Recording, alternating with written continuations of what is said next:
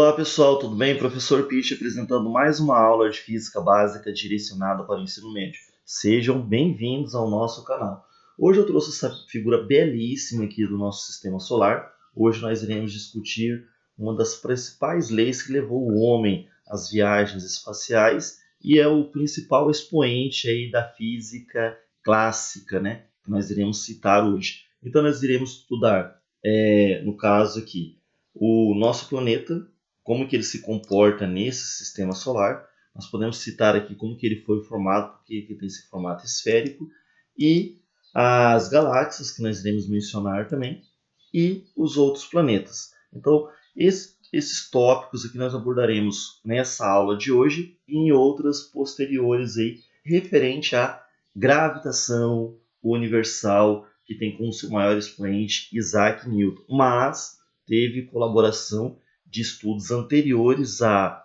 esse fechamento da obra de Newton, até para não deixá-los em branco, ou seja, sem deixar de citar os mesmos, ele resumiu todos os outros físicos numa única frase: se enxerguei mais longe foi porque me apoiei sobre ombros de gigantes. Mas nós iremos fazer uma breve citação desses grandes físicos, né, que corroboraram para o trabalho da formação ou formulação da gravitação universal, que tem como seu maior expoente Isaac Newton. Nós vamos fazer um pequeno contexto histórico.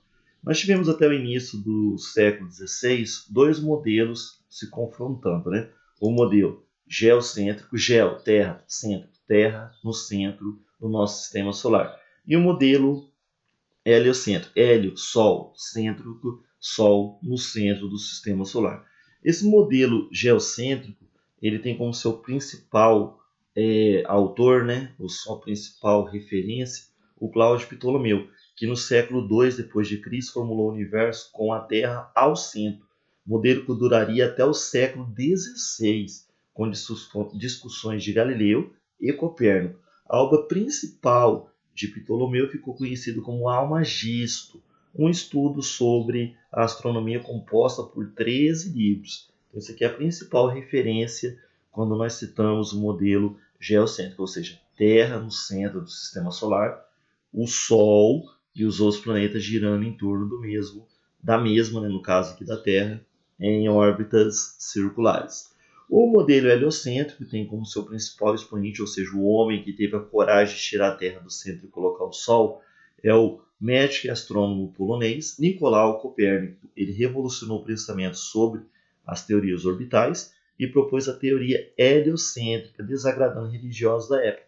De religiosos e a sociedade, né? Que a sociedade ela era submissa, vamos dizer assim, ou subordinada ao pensamento do clero e do reinado da época aí, que nós tínhamos nesse período chamado de Idade Média. Então, Nicolau Copérnico foi o homem que teve a coragem de tirar a Terra do centro e colocar o Sol.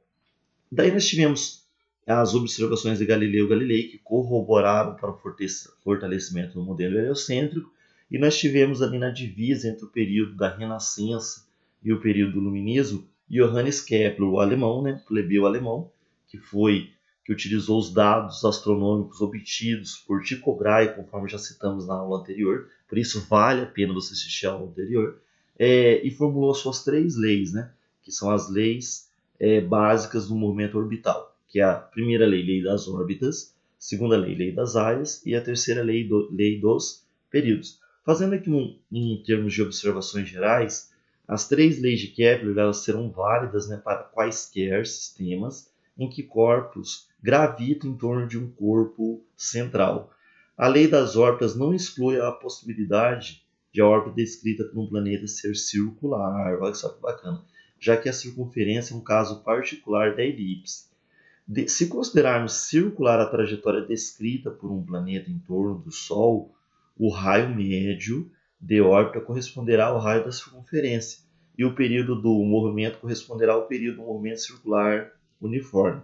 No caso de corpos orbitando ao redor da Terra, olha só que bacana, o ponto da órbita mais próximo do nosso planeta recebe o nome de perigeu, perto, e o ponto mais afastado de apogeu, afastado.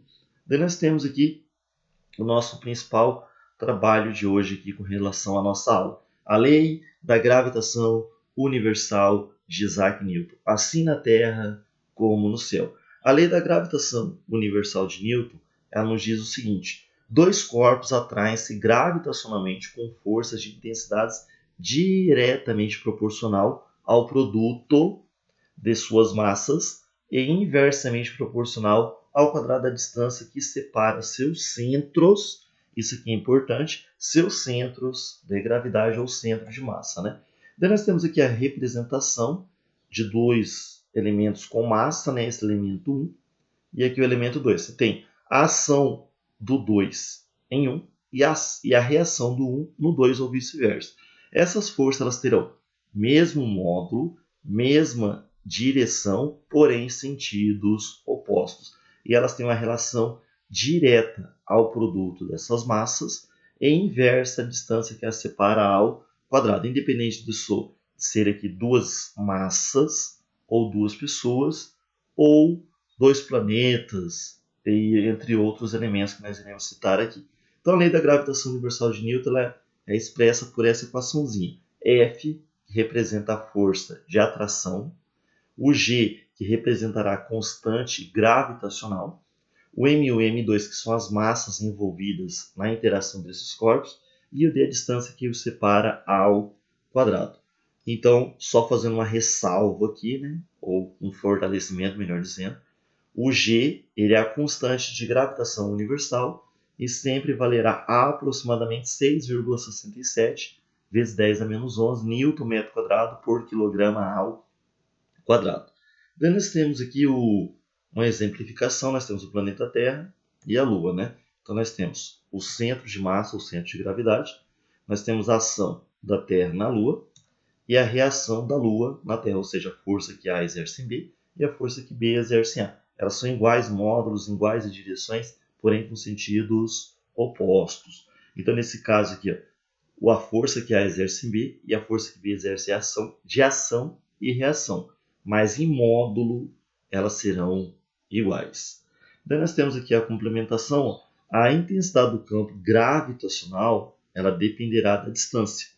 Então, se eu tiver um corpo sobre a superfície terrestre, a ação gravitacional da Terra sobre o mesmo é uma. À medida que você altera essa distância, então o que você terá aqui? Você terá uma redução da ação gravitacional da Terra sobre o mesmo. Então, quando está sobre a superfície, né, o que nós podemos fazer aqui? Que a força de atração, repulsão entre eles, é igual ao peso. Tudo bem? Você pode fazer essa equivalência. Daí, como esse M2 aqui será uma massa de prova, uma massa teste, para você detectar ou verificar o campo gravitacional da Terra, então você poderia determinar que a intensidade gravitacional que vai ser simbolizada pelo G, ela depende da constante de gravitação, da massa do corpo que você está analisando, a sua intensidade do campo gravitacional, e da distância que o separa. Quando essa distância é menor, que nem o caso quando o corpo estava aqui na superfície, você terá uma gravidade ou uma intensidade de campo gravitacional maior. À medida que você vai afastando esse corpo da superfície, no caso aqui do planeta Terra, essa distância que ela tende a aumentar. Consequentemente, essa intensidade do campo gravitacional diminui. Daí você terá essa situação aqui. Então, a gravidade ela fica numa relação inversa à distância dos centros de gravidade. Tanto se eu diminuir, ela aumenta. Tanto que se eu aumentar, ela diminui. Ou seja, a gravidade ou a ação gravitacional ou a intensidade gravitacional da Terra sobre esse corpo nesse ponto aqui é menor, porque a distância que ele está localizado do centro de gravidade da Terra é R mais H. Mas se o corpo está na superfície, esse G torna-se maior, porque a distância dele ao centro é o R. Então, diminui a distância, aumenta a intensidade do campo gravitacional, aumenta-se a distância, diminui-se a intensidade do campo gravitacional. Porém, essa gravidade ela tem uma relação direta à massa do astro analisado. Maior massa, maior gravidade, menor massa, menor gravidade, ou intensidade do campo gravitacional. Aqui nós temos essa figura que ilustra bem isso, né? Quando estamos na superfície terrestre, nós interagimos com a gravidade de 9,8 metros por segundo ao quadrado. À medida que nós vamos aumentando essa distância em relação à superfície, a intensidade ou o valor da gravidade tende a diminuir, já que a relação é inversa. Daí nós temos aqui o campo, os corpos em órbitas, né? Por que eles ficam em órbita? Principalmente no caso aqui dos satélites artificiais. Então, primeiramente, eles terão esse movimento circular aqui em torno do nosso planeta é uniforme, já que a velocidade dele é constante. Só que o raio orbital desse satélite artificial seria o raio do nosso planeta, que é simbolizado pelo Rzão, mais a distância que esse corpo se encontra da superfície do planeta. Então, nós podemos chamar essa distância que esse corpo está em relação ao centro do planeta de D ou de Rzinho, que representa o raio orbital. Nesse caso aqui, a cada instante, cada posicionamento do corpo, que é o satélite artificial, ele tende a ser em linha reta. Quem faz a alteração da direção desse vetor de velocidade constantemente é a força centrípeta. Que quem está fazendo o papel dela nesse caso aqui é a força gravitacional, que eles estão da interação da Terra e do satélite artificial, o que mantém esse corpo em órbita. Inclusive, nós podemos fazer aqui que a força centrípeta ela é igual à força gravitacional entre os corpos. Como as massas da força centrípeta e da força gravitacional do corpo que está sendo analisado aqui, a sua órbita, o satélite artificial, ela é igual tanto nessa equação quanto nessa, você pode cancelar. E o raio também, você pode cancelar um dos raios orbitais. Daí você tem uma redução de elementos da nossa equação que ficará assim. Velocidade orbital dependerá da constante gravitacional, da massa do planeta analisado, que nesse caso aqui é a Terra, e do raio orbital. Daí você tira a raiz aqui para assumir o expoente do V. Daí você consegue ter essa mensuração que é um pensamento de Newton, né? Então Newton ele teve esse pensamento que hoje em dia nós utilizamos aí nos nossos satélites em órbita. Então o que ele fez de produto mental, né? Realizou de produto mental? Ele falou o seguinte: para uma dada velocidade, o projeto não retornaria mais à superfície do planeta, permanecendo em órbita em torno dele. Essa velocidade em torno do mesmo ele conseguiu verificar que era em torno de 8 km por segundo. Então, nosso planeta tem uma velocidade de escape, que eu estarei mencionando ela posteriormente, e essa velocidade orbital que o nosso planeta tem, ou que permite que os corpos que orbitam mesmo tenham, ela é aproximadamente 8 km por segundo. Inclusive, aqui nós temos a nossa velocidade de escape. Então, para a Terra, a velocidade de escape é de 11,2 km por segundo. Se a velocidade for menor do que 8 km por segundo, ele retorna à Terra. Então, tem que tomar um cuidado que quando eu colocar qualquer corpo em órbita do nosso planeta, ele não pode ter uma velocidade menor do que 8 km por segundo, senão ele retorna para a superfície do planeta. E, porém, também não pode ter uma velocidade superior a 11, ou igual, né, ou superior a 11,2 km por segundo, senão sai da órbita. Daí a nossa força centrípeta não consegue mantê-lo em órbita do nosso planeta, juntamente com a força gravitacional. Então, a velocidade de qualquer corpo em órbita do planeta, do nosso planeta Terra, tem que ficar entre 8 km por segundo e 11,2 km por segundo. E nesse caso aqui ele entra em órbita elíptica da Terra, tá bom? Daí nós temos aqui uma breve atenção. A questão da gravidade zero. A gravidade zero, ela normalmente as reportagens e até mesmo algumas aulas citam que é um ponto que não tem gravidade. Nós não temos um ponto no espaço que não se tenha gravidade. Você pode ter uma série de fatores sendo analisados ali, mas não teremos gravidade zero, porque a gravidade zero ela não tem limite. Então não posso afirmar que ela será zero. Então o que nós temos aqui? A imponderabilidade no interior de satélite, que é essa flutuação. Essa flutuação aqui que o pessoal chama de gravidade zero. Mas o que é isso? Então, ó, a ausência aparente do peso é a ausência aparente do peso dentro dos satélites faz com que os corpos flutuem, não querendo, entretanto, significar que a força gravitacional seja nula, tá bom? Isso é devido ao fato de a força gravitacional fazer o papel da resultante centrípeta para manter o satélite e os corpos de seu interior em órbita elíptica ou trajetória elíptica, tá bom?